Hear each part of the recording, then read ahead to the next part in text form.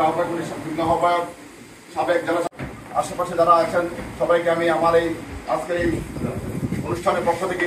জেলা বিএনপির পক্ষ থেকে শুভেচ্ছা এবং অভিনন্দন জানাচ্ছি। মুক্তির উপলক্ষে আয়োজিত আজকের অনুষ্ঠানে সম্মানিত প্রধান অতিথি বিশিষ্ট রাজনৈতিক নেতৃত্ব সংযুক্ত এবং শুভেচ্ছা বক্তব্য জানার জন্য আমি আসলে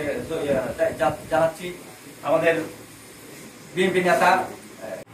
ইলেকট্রিক মিডিয়া এনটিভি আজকে 23 বছর পদার্পণ এই উপলক্ষে আজকের আয়োজিত এই বর্ষতা বিশিষ্ট রাজনীতিবিদ জেলা বিএনপির সম্মানিত সদস্য